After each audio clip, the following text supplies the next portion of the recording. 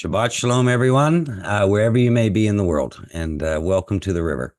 And welcome to everyone who's joined us in the live gathering from all over the world. It's so wonderful to see everyone, and just exciting what the Father's doing in this community at this time. And for those who have only joined on video, a big welcome to you as well. And we look forward to you joining us live when you get the chance to be a part of what we're doing here at River Branch.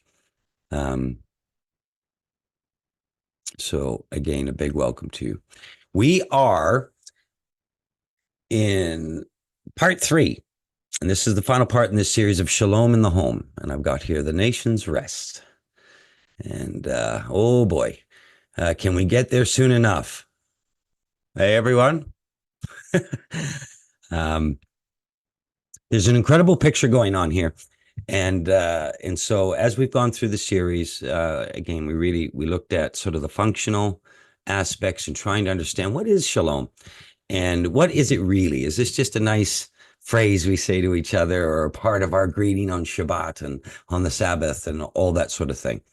And it's deeper. It's much bigger than that. And I encourage you, if you've not seen part 1 of the series, to go and do that. And then in part 2, we looked at, what is a practical and real application of bringing his pattern, his principles, his instructions, why we read, why we see what we see, laid down and given to the early house of Israel and the earliest of the Kahal, or the assembly, in Sinai in the Torah. And what were these patterns and principles, and why did he give it, and how that directly connected in to Shalom in part 2. In part 3, we're going to, look at the more of the why and the bigger picture of all of this, and where this and what it is really all about, and where this is all sort of heading. So we're going to look at the nation's rest, this Shalom in the home, and look at it from potentially a bit bigger picture.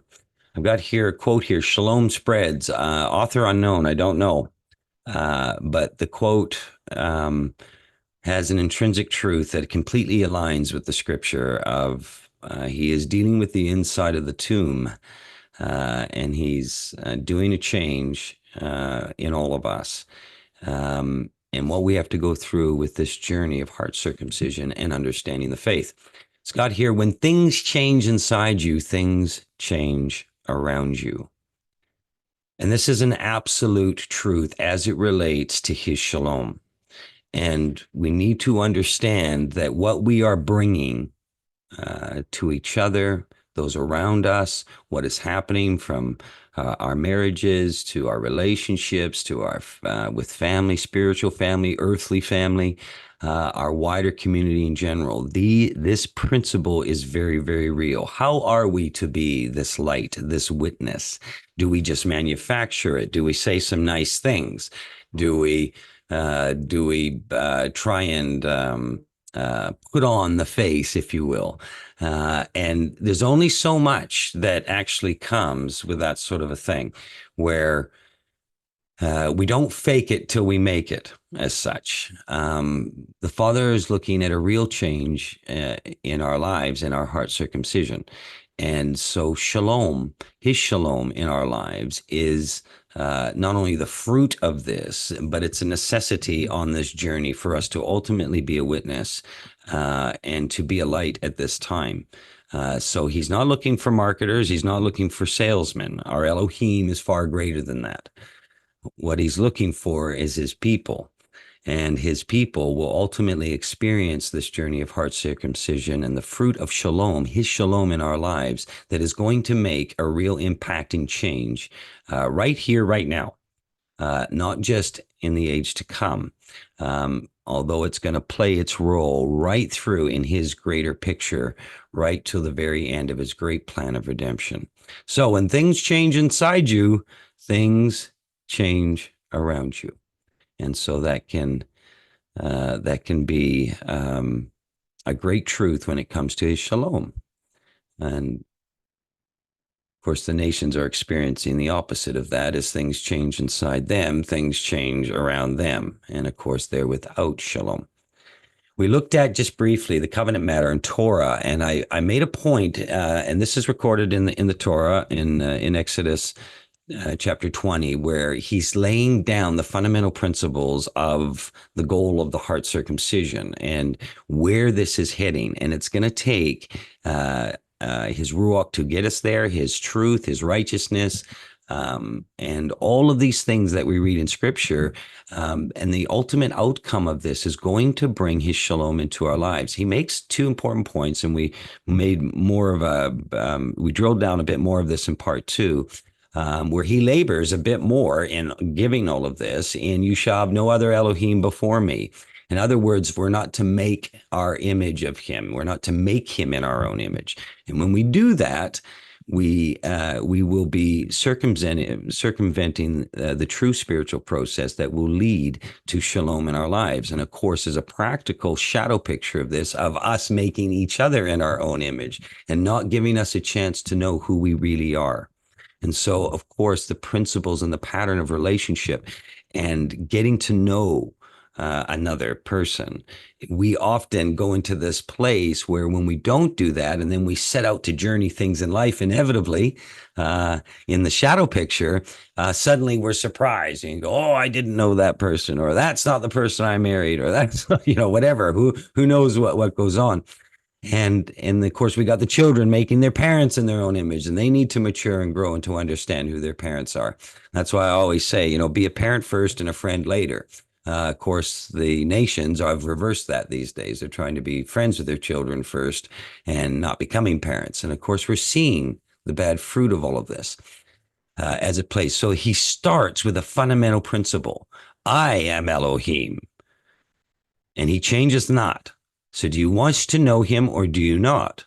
And so this is the whole journey, and why we were even given the Torah back in Sinai, why we were given the Ruach, and why we are given the great truths of all of Scripture. The other one, he says, keep the Sabbath set apart. Interesting, the day of rest, to rest in his shalom.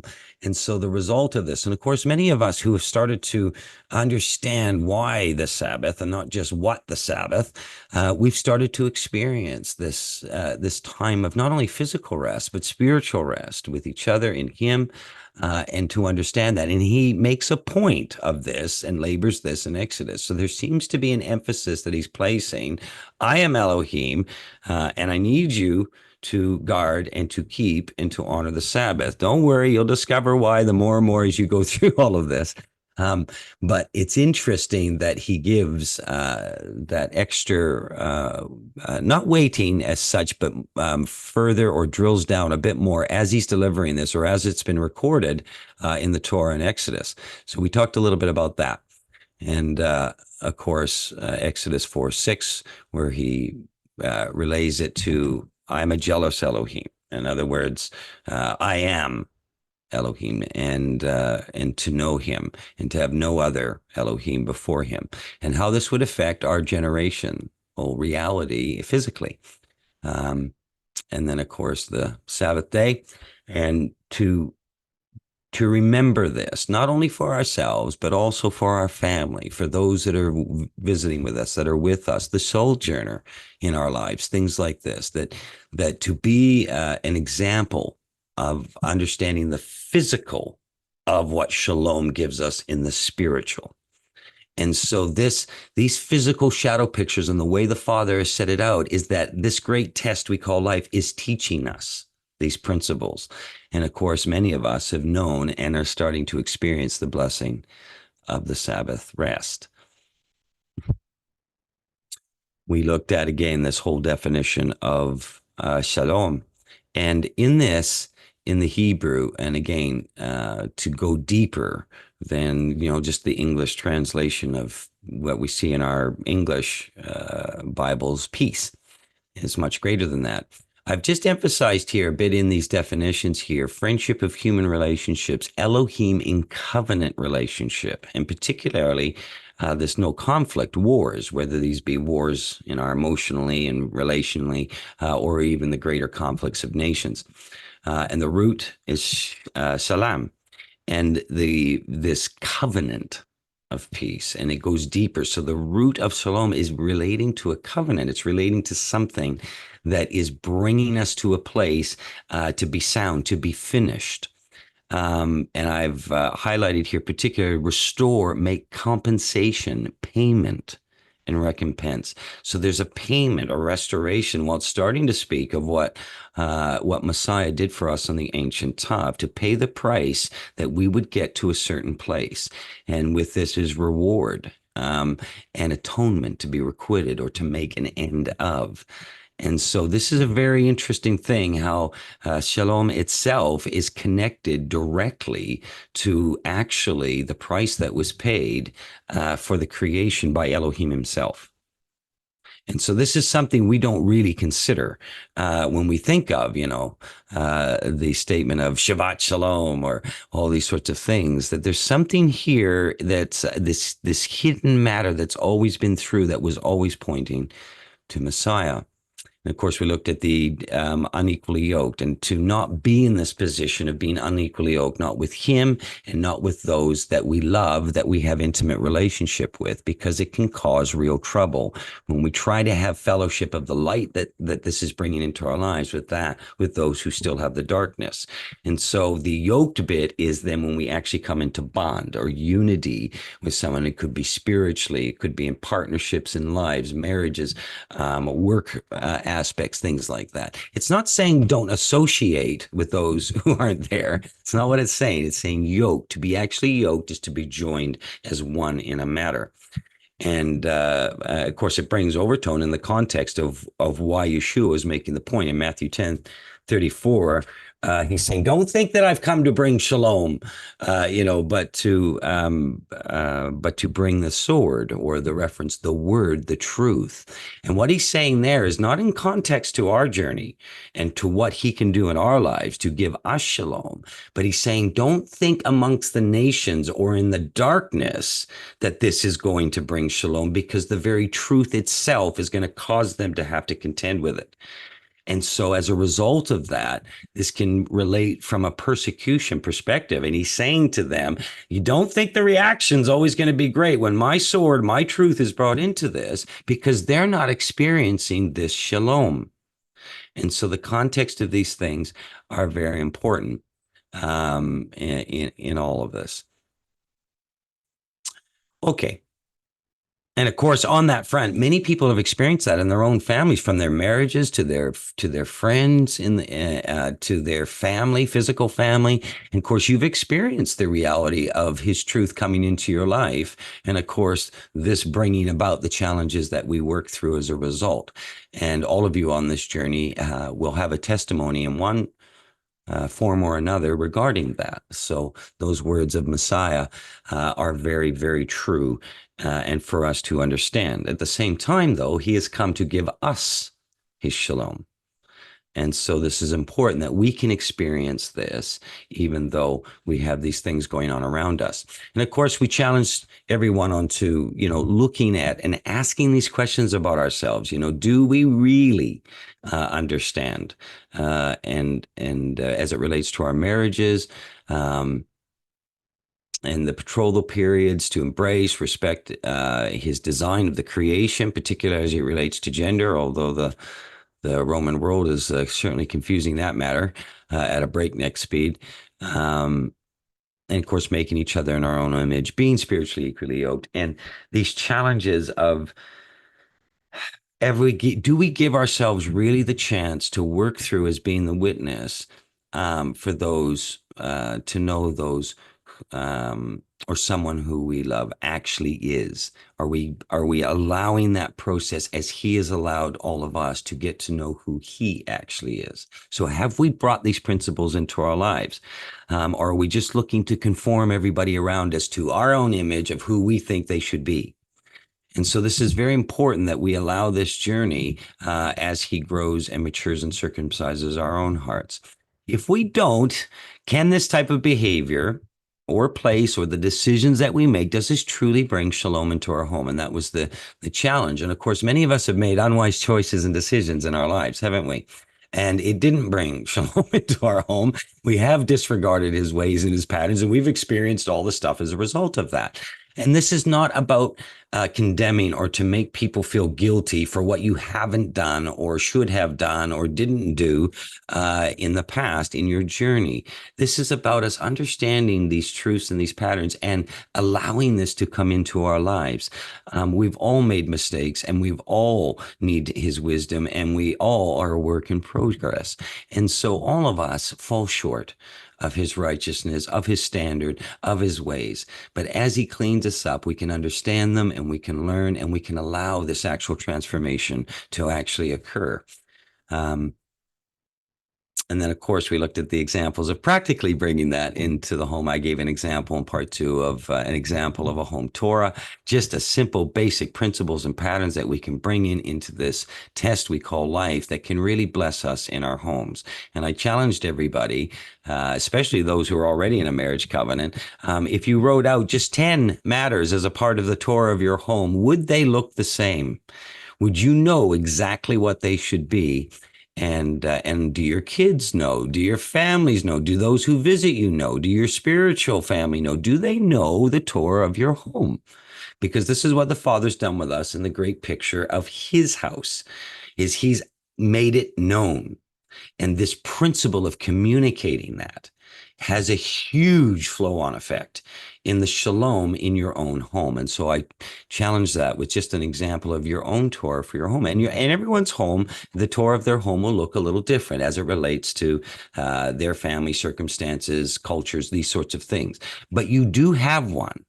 And you should have one, and you should communicate it. And we should take the pattern and the principles of what Yah has done for us, and we should take that and do it for others, because the end result of this will bring us and allow us a chance to have shalom. And then, of course, how we apply this is to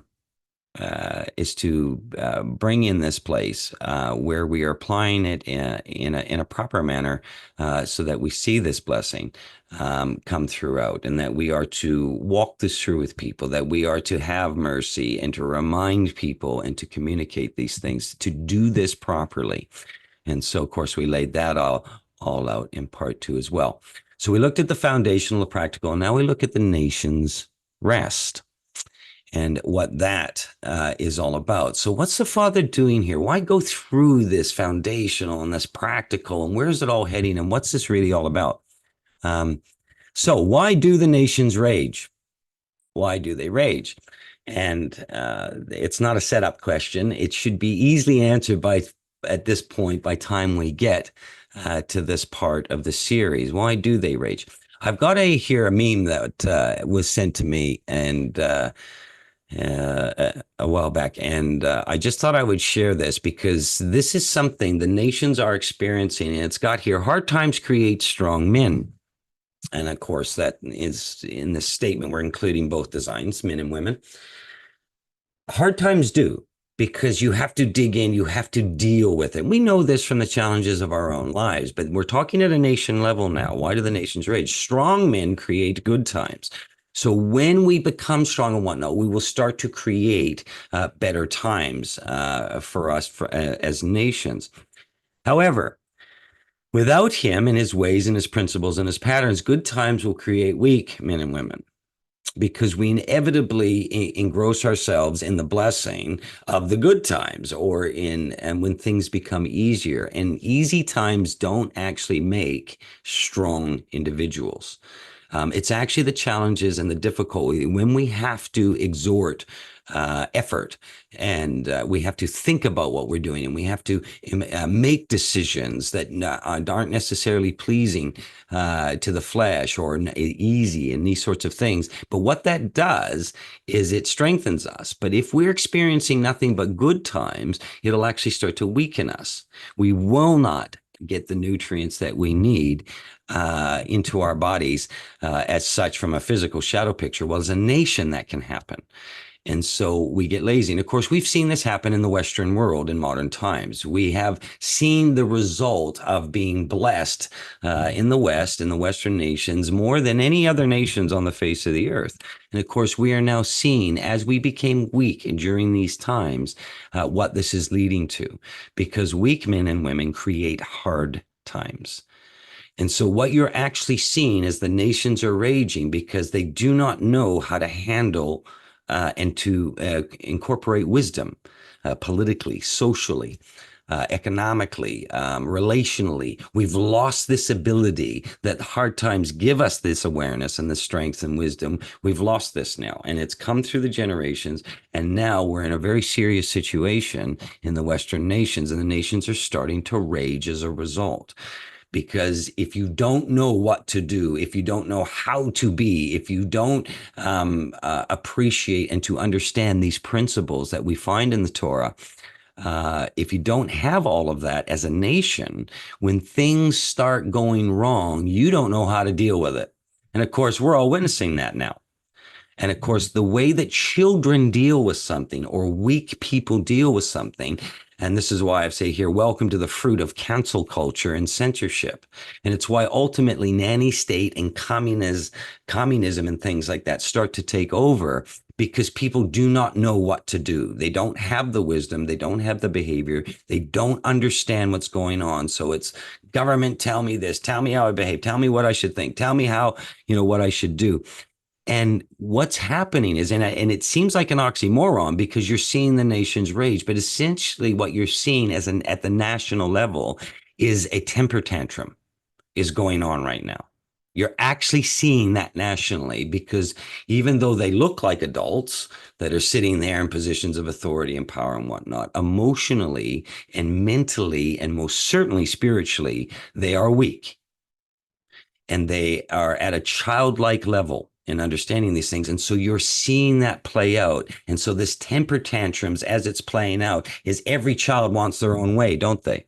And what are we seeing now as the nation's rage? All the children want their own way. And if you don't give it to me the way I want, I counsel you, or I censor you, or I get you, and instead of actually doing the exact opposite, which is I will engage and hear you.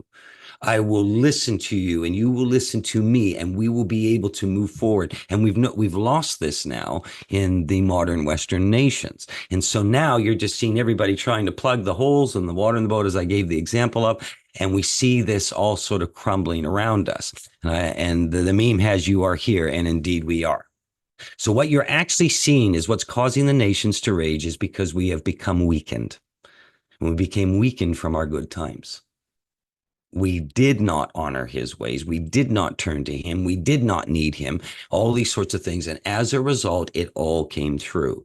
These principles are like gravity. They're going to play out whether you are an atheist, an agnostic, or a believer. Whether you want to believe that there's a creator or not, you're going to experience, all of us, whatever the position might be spiritually, the effect of this. This is how empires collapse. This is how they come down. It is the absence of truly heart circumcision and a disconnection from our Creator. And the end result of that will be, no matter how clever we are, and we got all our little gadgets and technology and all that, it's not going to save us. We cannot walk away from these principles and expect to stand. And so this is what we're actually living and seeing. So currently the nations rage. Why? The answer, they have no shalom. It's not in them. And you're seeing it play out in front of your very eyes. And I'm here to tell you, they don't have shalom. There is no rest inside these people. It's not there. And we're watching this play out on a global scale. We're watching it play out particularly, and we're sitting here going, where is this madness coming from? What is actually happening? And it's because there is no internal shalom. It does not exist. The only chance they have of seeing it is those who have it. And so as the darkness encroaches, those who have his shalom, the light is going to shine. The more, and so you're going to understand why the Father is allowing this as we come to the end, because as the Messiah is coming, and he is not coming as the suffering lamb this time, he is coming as the Lion of the tribe of Yehudah, the atoner, the judge, the king, the ruler, the high priest, the bridegroom. He's coming. And so he's allowing something. And this is why you're saying, why does Yah allow these rulers to be in power that seemingly don't have an ounce of wisdom to them anymore? And it's beyond us. We're looking at this going, how can this possibly be? But his ways are not our ways. And he's allowing this to expose and to show the state that we are without him. But he also could be allowing it that his shalom will be seen in a witness, in witnesses. And who are they going to be? Is it us? Is it this community? Is it those of the faith? Are we going to be something where these people who are plunging into darkness, who have become weak, who do not have the light and they do not have his shalom inside, will they see it in us?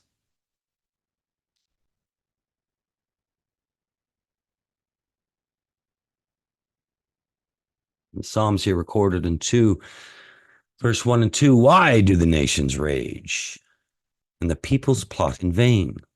So there's a moment where Elohim himself is viewing this.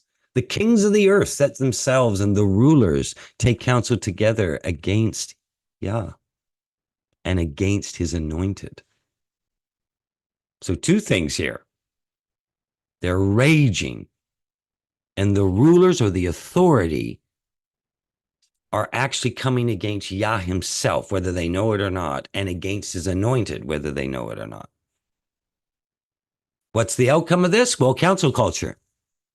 Let us burst their bonds apart so that they cannot have the unity of some or whatnot. Let us cast away their cords from us, counsel them, censor them. This is their reaction. It's council culture. It's censorship. And they're doing it. And you're all seeing this play out in front of your eyes. These are incredible prophecies here in the Psalm. He who sits in the heavens laughs. He's watching this. He's allowing it. He's going to let his principles play out because he knows that he is coming, and he is coming as the lion. Yah holds them in derision. It's actually a mocking. He's like, you're going to see this. Literally. Your cancel culture and your censorship is not going to save you. He's coming. It's real, whether they believe it or understand it or not. And if we really were his people, we'd be praying for these leaders right now and these rulers, because their ultimate end is they'll be hiding themselves in the face of Messiah when he comes. They are so terrified at what is going on. We shouldn't be sitting there constantly in this place of, well, you'll get your computance, you'll do that and that. Well, we don't have any change in our own lives and we're no witness of anything. They are going to experience extreme terror, and their fate is very serious. Do we have enough love in us to know what that would actually be like? To not have all that we understand, all the journey that he took us through,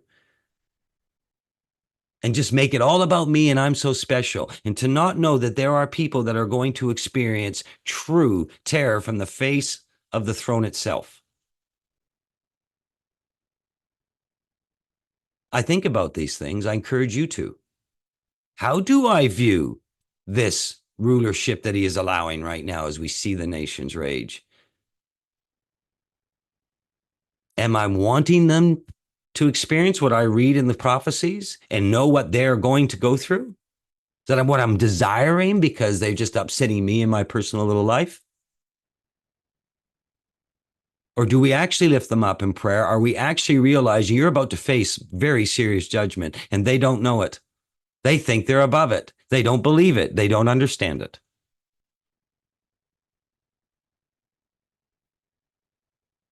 Look at this. So where the Psalms go in this great prophecy. Penned by King David.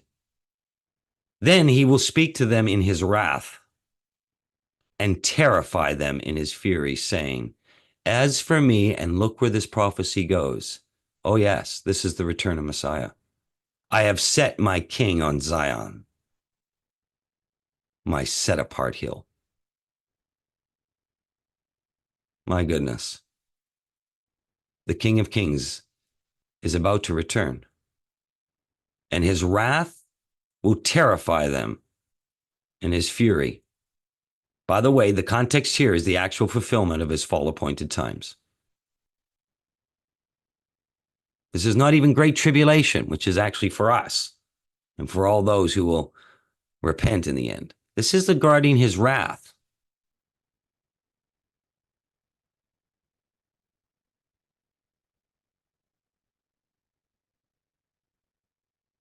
Can we gain enough shalom inside of us that we'll actually pray for these people?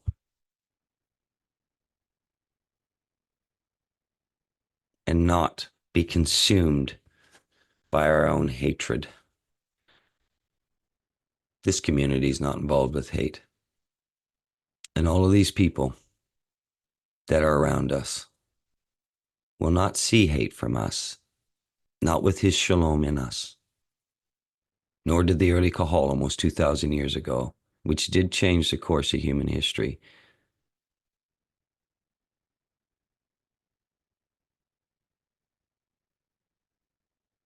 Sai says this, recorded in John 14:27.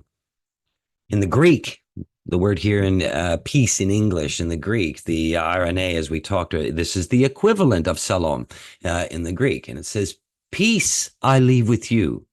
So this is what Messiah is saying. Shalom I leave with you. My shalom I give you. So even though the nations aren't going to have the peace, and as he had stated, and in fact, his truth is going to bring a sword. And they're going to react with cancel culture and censorship and everything else. But my shalom I give you. He's speaking to us. I do not give you as the world gives. They're looking for happiness. They're not looking for shalom. Shalom is not a part of their reality. Just make me happy. Just make me feel good. That's what the world is doing. Let's give them their Linus blanket. Let's make them feel better. That's not what Messiah is giving. Do not let your hearts be troubled. So he's speaking of the inner reality of this as it relates to shalom. And be troubled, and do not be afraid. Ooh, these words that we've read before, maybe many of us so many times, it starts to take on a little bit different meaning as we come to the end of the age and we understand what shalom means, what it really means.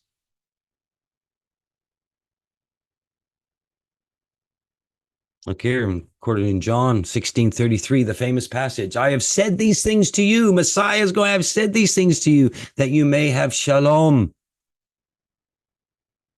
In the world you will have tribulation. So in this test, in this life, we are going to have tribulation. He's telling the early disciples, the early Kahal, the early Talmudim, you're going to have tribulation. But he's saying that you may have shalom. They're not. The nations are going to rage, but you're going to have shalom. But take heart. I have overcome, or I have conquered the world. He's making the point. I've got it in my hands. It's all going to play out according to the prophecies of Torah contained in the appointed times. It's all going to happen. And he's overcome because of something that was going to be a price for all of this. How will his kingdom be ruled? What do we really know? And how does this connect to Shalom?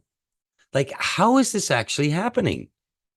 Oh, we talk about, the last great day and the 1,000-year reign of Messiah and whatnot. And we sort of, we understand, okay, if we, dug a bit deeper, we know this intrinsically relates to the actual fulfillment of the literal prophecies laid out for us in the Torah concerning even honoring his appointed times for both the first and second coming of Messiah as he intervenes into a world that needs him.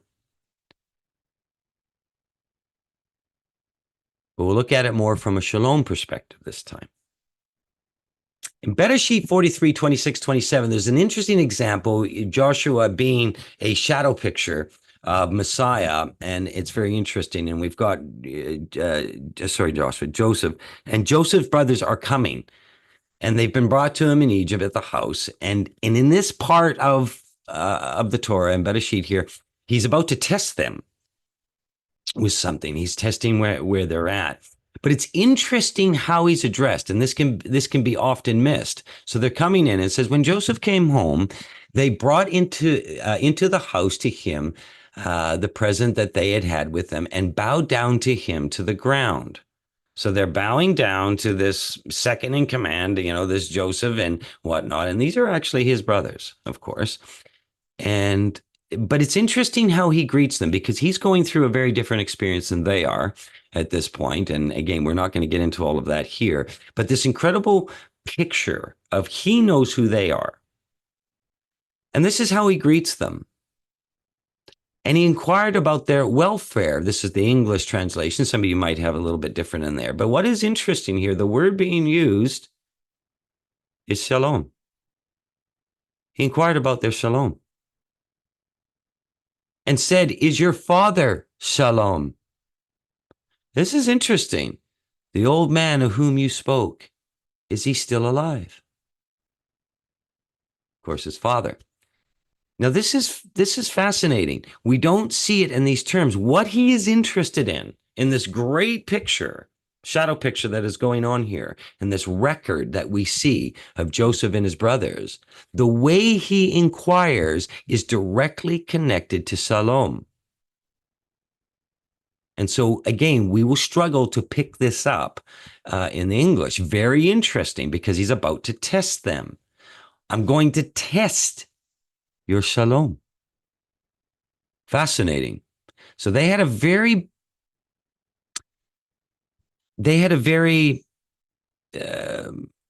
intricate understanding, a very intimate understanding, a very knowledgeable understanding, a very essence of the culture of what shalom really is. It's not just a greeting. And so you're seeing this. Actually, just recorded here. I just use that as an example where these things are going to pop up in Scripture, and we don't realize what we're reading. He's interested in their state of shalom. So, his shalom for us. And so we looked at this in greater detail in part 1. Then in part 2, the practical examples and whatnot, his shalom through us, and how this is going to work if we can incorporate and bring the patterns and principles into our own lives. And then, of course, this is going to finish with his shalom with us. So we journey this through our journey, our faith journeys and whatnot. But he's journeying this at an Elohim level, not just the physical test and the time domain test. He's journeying this at an Elohim level. What does this really mean? What does this look like? Well, his shalom is kingdom. I've got here the tree of life. We know that Yeshua, Messiah, is the tree of life. And so I'm just going to express it a little bit in that way, as I like to do with matters of discipleship and things like that. I'm going to do it with matters of shalom here. You. So in us, to us, it starts with you. This is where shalom is going to start and how that's going to work. And of course, when you comes in and you maybe connect or equally and yoke yourself to another, then that's going to spread out to your family. So if this is really taken out, it's going to spread to the family. This is why you see what Joseph did. How's your shalom, right? He knows the origin of his family. He knows what's there with them. He understands this, and he's going, okay, how's this going? Where are you at? And you look at this and you go, okay, well, if it's with me, then it can come into my family. Of course, we were looking at some of the practical of that, the foundational and the practical. But now we're looking at, well, as a part of that practical, does this spread out to the community, those around us? Of course, we're starting to see this even in our own community here in River Branch. We're starting to see shalom occur. And as a result, we're seeing the connections. We're seeing the bonds. We're seeing the bad behavior leave. We're seeing the emotional reactions and all this kind of silliness starting to leave. And we're experiencing the bond of shalom. And so we're experiencing this. And this is why you're hearing them say this. And we're going to look at some things here, how the early Kahal looked at some things as well as Messiah and what this was all about. So it actually spreads out from us to others. And this is where we started with this quote at the beginning. It actually comes forth from, it comes forth from him. It comes forth from us. We're seeing this happen. Well, of course, we've got the nations raging right now. And so the only chance the nations have of experiencing shalom is if it is coming from the inside out. And so Elohim is doing this on a level of his creation. He's actually doing this. What is the goal? What is the why in the sense of how it relates to a fruit or the outcome of something? So the nations right now are raging. And the only example or witness they're going to have is what we are doing, what's going on in our own lives, our family, our community. You can't be a witness to the nations any other way. And so there's something that's intrinsically connected to his Moedim as it's laid out in the fall feasts or appointed times, his appointed times, and the why, where this plan of redemption is going and why we see his great plan of redemption laid out the way we do. And of course, ultimately, then the earth. So he's dealing with it at a nations and earth level. Well, he's dealing with it on all five here that I've got here in this tree of life. You'd think of looking at the rings of a tree out here. You can also think of this as, a target or hitting the mark. And the reality of hitting the mark will bring shalom or salom in our lives.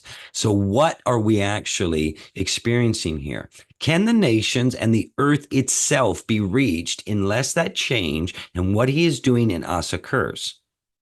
Why doesn't he just do the AI thing? I'm just going to all program them and I'm going to program you to have shalom. Is that true shalom? Is it true love? You see what's going on here? He's doing something in a way that he's valuing the relationship and our sovereignty as a creator. And he wants us to do that with others. So this tree of life is going to bring forth shalom right to the face of the earth. So the nations rest is the result of this getting out from the community, from the house of Israel, and getting into the nations and into the earth. Will this have an effect on what's coming? And so we're going to think about it from our Messiah's point of view. What's he trying to achieve here? Because his house is everything. It's all of it. We just have our own little shadow pictures to worry about. But his shadow picture is the cosmos. So we need to understand that there's a big picture going on here. We see recorded here, and we mentioned this already in Micah in the series, but I'm just going to reiterate this. In the latter days, the mountain or the government of the house of Yah shall be established. Read mountain as government. His ways are going to be established, and this is going to be established in the last days. So for over the last 2,000 years, and what will go into the last and final great age, we're going to see something established. Of course, the last day of it is with him actually on the throne. Established with his government as the highest of the governments, and it shall be lifted up above the hills, and the people shall flow to it. So they're going to flow to something that gives them a chance to have shalom. Many nations, and the many nations shall come and say, let us come, let us go up to the mountain or the government of Yah. They're actually going to have this. To the house of Elohim of Yaakov, that he may teach us his ways. What? His ways, his righteousness, his standards are directly connected to something that we call shalom? Let's see. And that we may walk in his paths, for out of Zion shall go forth the Torah. This is what's going to come forth. This is how he's going to run his house. It has a Torah, and he recorded his Torah for us. and the word of Yah from Jerusalem. How does he bring this shalom to the nations? Look at this recorded in Isaiah 32, 17, 18. And the effective righteousness, aka his righteousness laid out in Torah, will be shalom, as of the result of righteousness, quietness, and trust. What's directly connected with trust is shalom? Do you know that if you experience shalom at the marriage covenant level, at the any type of intimate relationship level, in the sense of friends, family, spiritual children, all these sorts of things, trust will actually occur. I can tell you, we got the nations raging right now. Does anybody see a lot of trust out there going on? No. The absence of shalom will be distrust, and there'll be distrust in everything and everyone around you as a result. And so when we see that at the nations level, they rage. My people will live in peaceful dwelling, places in secure homes. Interesting. So we have shalom here and whatnot. But what's interesting in secure homes, the bachra, they're Hebrew, to trust. So in trusting homes, whoa, this is interesting. You mean what's directly connected to something here is that there is trust in the home. Wow. There's a security it brings to be safe here. And then we got here these, and in undisturbed places of rest is how the English is rendering it here. The menacha, resting place, rest, resting place, quietness. But the root of this, the manoach, or in plain English, manoah, where the ark came and rested and these sorts of things. The Hebrew, resting place, state of condition of rest, condition of rest, to coming rest. Remember how he labored in the covenant, the Sabbath, to guard the Sabbath. Is this directly connected to shalom? In undisturbed places of rest. Do you know that many of you are experiencing on this Sabbath, because you are choosing to guard it, to come together, to be to one another, to gather, to honor the covenant? You are experiencing rest, and rest with trust and those whom you can trust. And is this all going to bring shalom into our lives? And if it does that play out now? As it comes to the raging nations, will this start to shine like a light?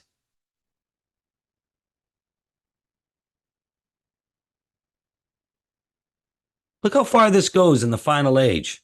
When the king is set on Zion, he makes wars to cease to an end. So a direct outcome of shalom on the throne, on earth. No more wars. But as the nations rage, all we're hearing is what? Wars and rumors of wars. Exact opposite. His very presence will cause this to cease, ruling shalom over the face of the earth. He breaks the bow and shatters the spear. He burns the chariots with fire. Be still and know that I am Elohim. We say that, right? Be still and know that I am God, right? But the context of this is actually his presence on the throne. Be still and know that I'm Elohim. I will be exalted among the nations. His shalom will be seen. Because he is sitting on the throne of the nations, his shalom is going to be experienced coming out to the nations. I will be exalted in the earth. The result of this is his exalting. The Yah of hosts is with us. The Elohim of Yaakov is our fortress, Salah. Wow. His very presence is going to bring the nations into a different place.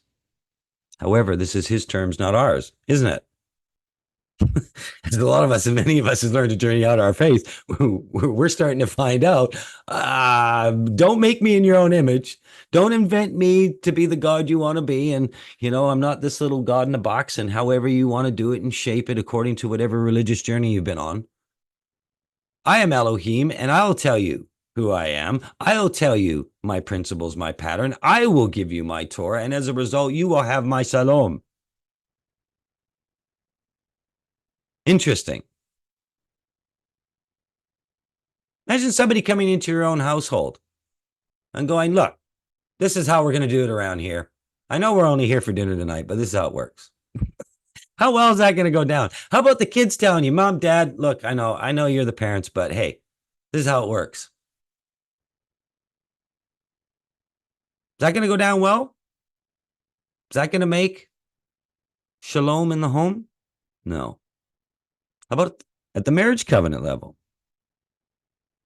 You have the spouses screaming at each other, this is how it will be done. This is what I demand. This is what I want. Da, da, da, da. Instead of actually understanding, you're to become one and to hear and to establish this, not usurp and gossip and rage. If we're raging at the home level, why do we look at the nations raging and somehow are in awe? Our own homes are raging.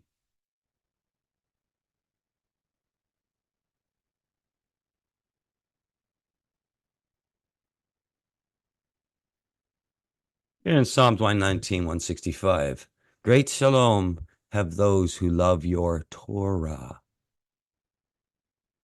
Nothing can make them stumble. Do you see why we shared this principle last week of establishing the Torah of your home? He's doing it with his. He's doing it with his house.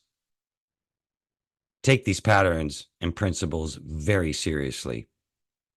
Because if we learn to love his ways, not ours, there is shalom that we experience with the relationship with him. It is the direct and absolute and guaranteed outcome of something.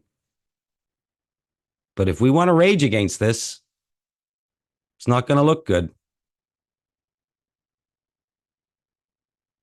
Do you know, and recorded in the great prophet Zechariah here in 14, 18, 19, I'm going to use this as an example timely because we wanted to give this message as we led up to International Sukkot this year.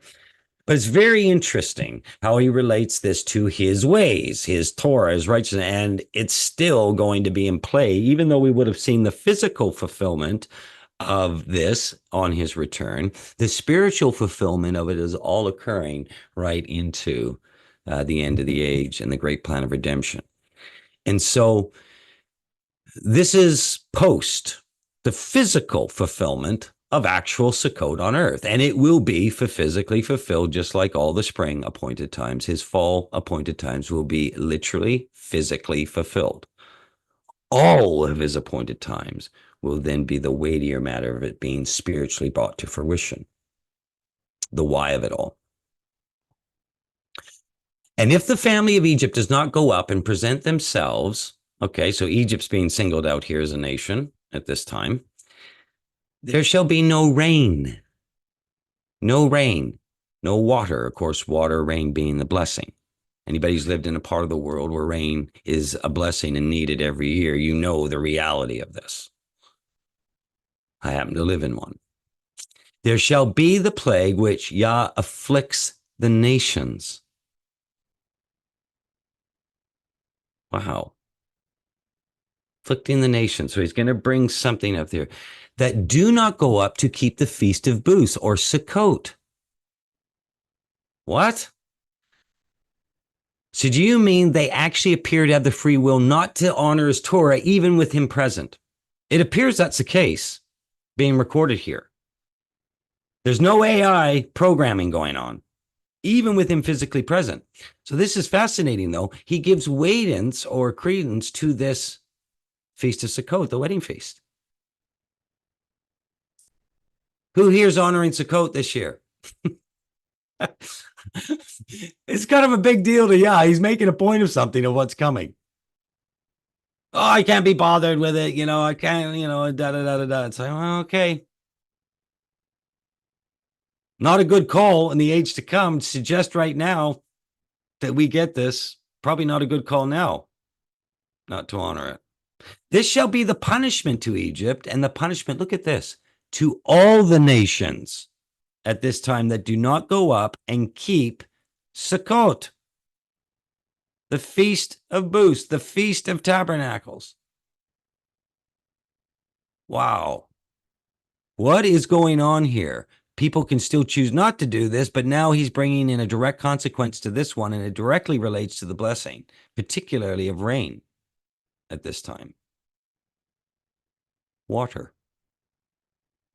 Goes on to say, then everyone who survives all the nations that have come against Jerusalem shall go up year after year to worship the king.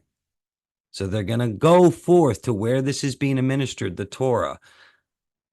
And the Yah of hosts to keep the feast of Sukkot, this great gathering event, which apparently is going to include the nations. And if any of the families, now look at this, it goes to the families, the home, goes to actually the state of the home. If any of the families of the earth do not go up to Jerusalem to worship the king, Yah of hosts, there will be no rain on them. You mean he took this to the family and the national level? Interesting. Do you see how it works? It comes out. Oh, make no mistake about it. I need you to honor this in your homes, and I need you to honor it so that the nations will honor it, and so on. And he gives very interesting weighting to the actual Feast of Sukkot. And I personally believe that's because he's not alone in the throne, if we're to be honest and to understand the great prophecies. Someone is ruling and reigning with his bridal government. And there's a whole appointed time based around the union of this for the world to see when it is literally fulfilled. And I think you actually say, oh, you're going to worship me and you're not going to disrespect her. This is interesting. I believe you're seeing a bridegroom statement as to why this is so big. And it relates to the governance of the earth, bringing forth the reality, the necessity that will cause no conflicts, that will not cause the wars, that will let them understand his ways and all of this, which ultimately can bring shalom on the earth. Not cheating shalom, not programmed shalom, the real thing. So shalom in his home, not ours. His house of Israel, the days ahead. Do we need to get our own homes in order? With what we are facing, what we're going, is this important now? And challenge you on this. It is. The luxury for us to behave badly is coming to an end. Our witness, our whatever we just glibly throw away and treat each other, how the kids treat the parents, how the spouses treat each other, how we treat our family and all of this. This luxury to behave badly is gone. Oh, if we're going to be a part of something, we better get what this looks like.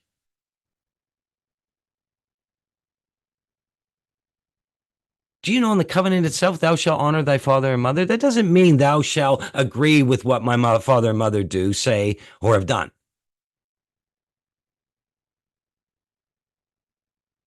We have conflict going on in the homes of us in the faith that should not be there, and the onus is on us to change this. Not them, not the ones who don't know, not those in darkness, those in light. Let us get our homes in order. This is a big deal. We have seen the breakdown of the family nucleus. And by the way, this is the true concern and why we're seeing the nations rage and why we are in the collapse of our Western empire right now. It's not because we have nuclear weapons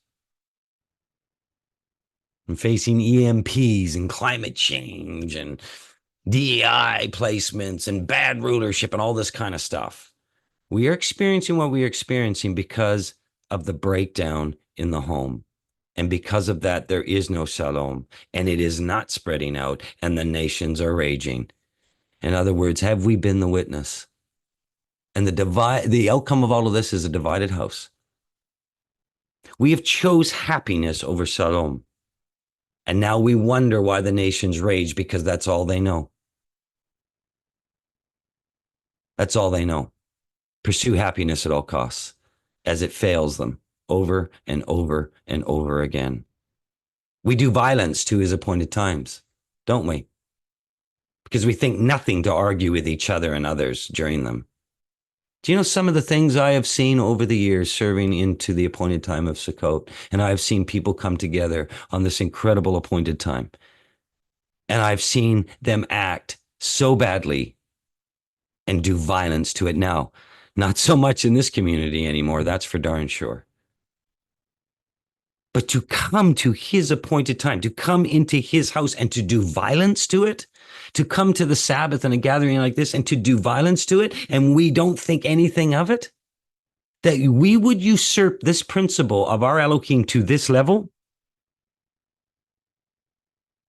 Oh, yes, but I'm so special. I'm going to rule and reign with you, Messiah, because I don't have anything that looks like it now. But that's why you should choose for me to do it in your plan to come. Really? Can we really look at our lives and go, yep, I'd hire you for the job? Will Messiah look at our lives and go, yep, you're who I want to be helping me to rule and reign so I can get this message across to the nations and have my Shalom reach out to fill the earth. Yep, I'm looking at your life and this is exactly how I'm going to do it. You know, I had to face that in my own life. So none of you get off the hook. You have to face this in your lives.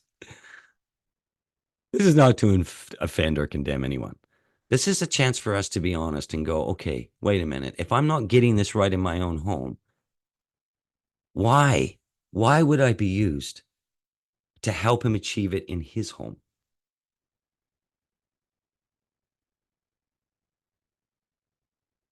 I think our very ability to serve the kingdom requires it, based on it, necessitates it. Shalom in our own home is a shadow picture of shalom in his house of Israel. And if you want to know why there's a last great day, this final ruling and reigning Messiah, because he doesn't plan on trying to program this in and pretend that he didn't. It's going to be real. He's getting his house in order. And the betrothal period is about to come to an end as we come to the end of this age. He's going to select his bridal government. What's on our resume right now? Oh, our impressive knowledge. He'll be so impressed with your knowledge. Messiah just can't believe it. He'll just think, man, how did I ever miss that? After talking to you, the way you look at the calendar, or the way you say the name of the Father, or, the way that you know the shape of the earth, or the way that the way that you tick your Torah boxes, man, it's unbelievable. I never imagined being able to do it as well as you do.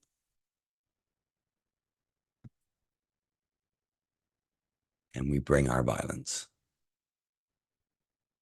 And we bring our violence to his house.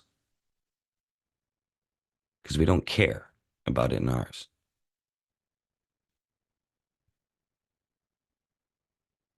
Let us not be fooled by this. We need to repent. We need to turn to him and each other. This is not an option. We need to do it. We don't look so good to a holy and set apart Elohim. Believe me. But he loves us. And he's done something so that we can get there, despite us. What if his great plan was always to result in shalom in his eternal house of Israel? And he's not going to cheat to get there. In fact, indeed, there's going to be a price paid, an atonement, just as it's captured in the root of shalom, salam, as it's always been stating and always been pointing to. Look at this in Isaiah 9, 6, 7, the great messianic prophecies, an incredible prophet Isaiah in the great messianic prophecies that he recorded. For unto us a child is born, unto us a son is given, and the government shall be upon his shoulders, and his name shall be called Wonderful, Counselor, the Mighty Elohim, So you get this right. Oh, yes. He's going to be called the mighty Elohim, the everlasting Father. Whoa. Who is this Yeshua HaMashiach? Look at this. The final statement after all of that. The Prince of Shalom. The Prince of Shalom. His government finishes with that statement. Oh, this isn't a theory or conjecture or way to view things. This is the prophecy of the prophets, of the Torah, the witness of the Brit Hadashah, and of the increase of his government. And Shalom, there shall be no end. And upon the throne of David and upon his kingdom, to order it and to establish it with judgment and with justice from henceforth, even forever. The zeal of Yahweh will perform this. He's going to do it. And it's all about his shalom. Wow. Did we miss it? Did we miss it because we don't have it in our own lives? Can we have it? Oh, yes. Goes on here, 11, 10 and 11. In that day, the root of Jesse, where we started this series from, the father of King David, the very seed line and the seed line to the throne of actual Messiah in the physical. In that day, the root of Jesse, where it all came from, where we started with this series, who shall stand as a signal for the people, a marker, a witness, a reminder to the nations. And of him shall the nations inquire. His house and his resting place shall be glorious. Wow. In that day, Yah will extend his hand yet a second time to recover the remnant that remains of his people. Oh, we're in very exciting times right now. The second time. And all of this is coming from this root, this signal. What is this? Goes on to say, he will raise a signal for the nations and will assemble the banished of Israel and gather the dispersed of Yehuda, 12 tribes, just so we got this clear. This wasn't talking about almost 2,000 years ago. We are now in the period of the whole dispersion of the house. The original 10 scattered tribes and the house of Yehuda. We've all been banished. And where are we being gathered from? The four corners of the earth. A signal is going to be raised. Could this signal be the very manifestation of Shalom itself?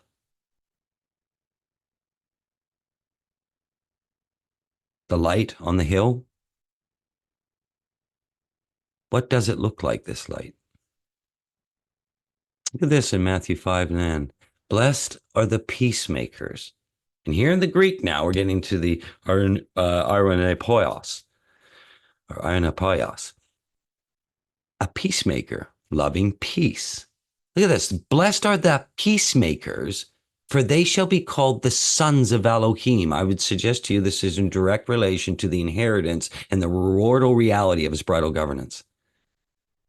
The root of this is the irony.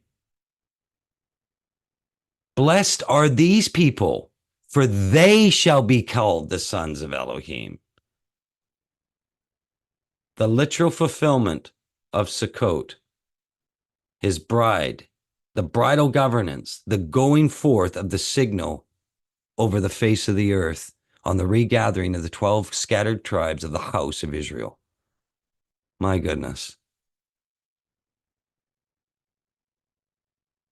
Here's where it gets really interesting. The root of this one, the peacemakers,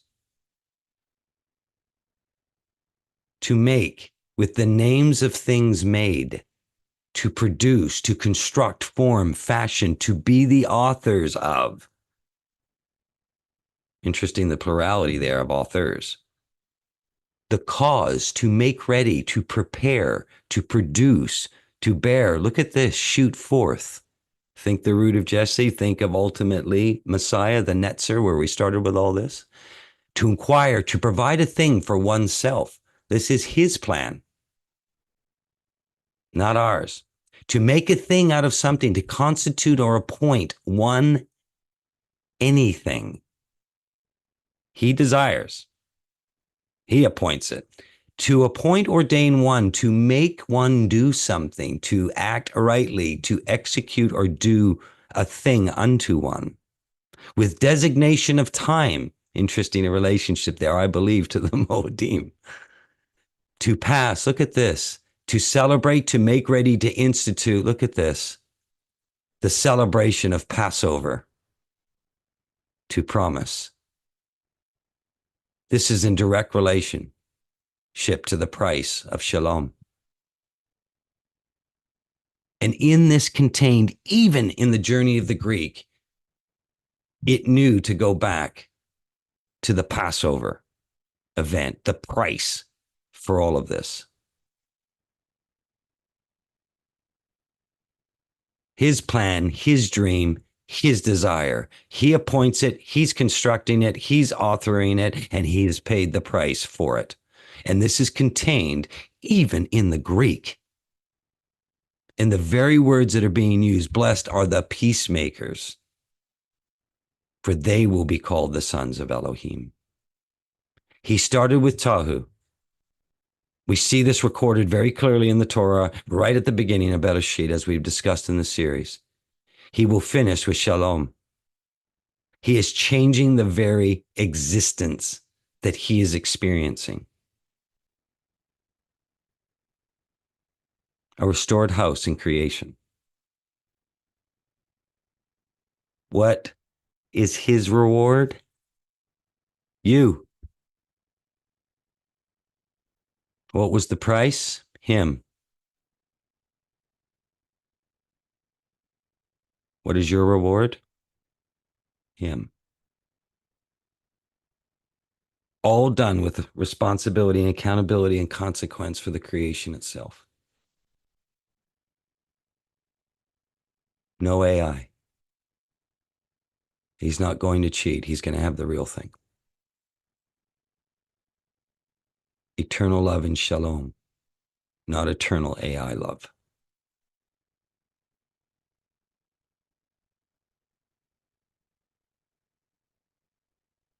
Again in Isaiah 43, 18, 19. Remember not the former things, nor consider the things of old. Behold, I am doing a new thing. Now it springs forth. Do you not perceive it? He is going to move on from his great plan of redemption.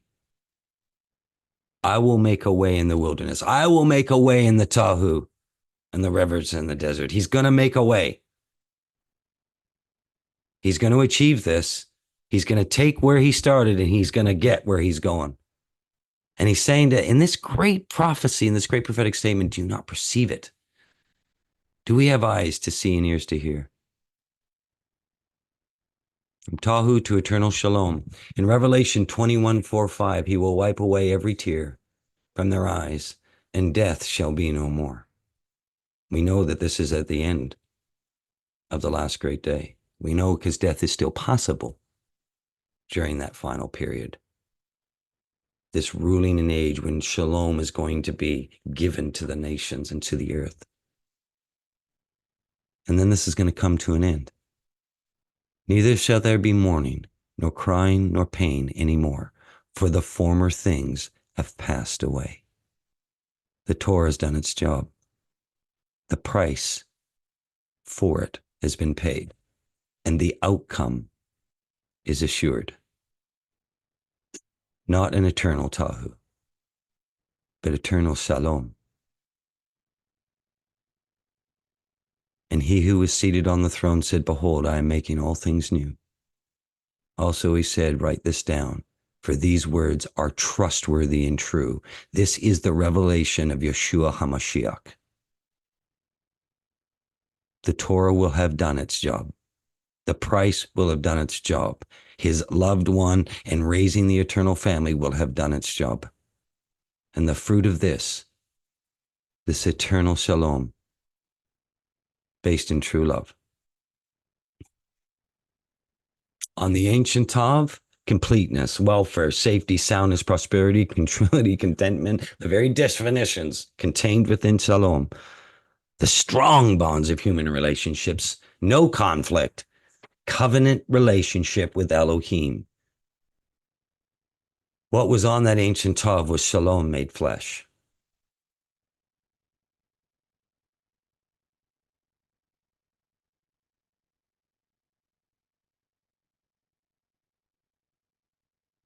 Messiah Shalom. Yah bless you and keep you. Let's read the blessing now. Let's read it with the eyes and the ears of this. May Yah bless you and keep you. May Yah make his face, his panim, to shine upon you and be gracious to you. Yah lift up his panim upon you and give you shalom. So shall they put my name upon the people of Israel, and I will bless them. What's he giving? This is the great blessing. Shalom. When we say this, when we are giving this incredible blessing contained here in the Torah, do you know what he's saying? May he turn towards us and give us atonement, to give us shalom, that he may give us Messiah.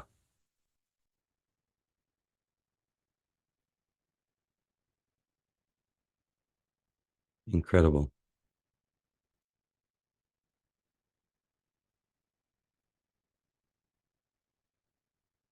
Come, Yeshua Messiah, and may we all rest in his shalom. We're going to finish there. I hope this has blessed you, and we'll come back shortly for a Q&A on part 3.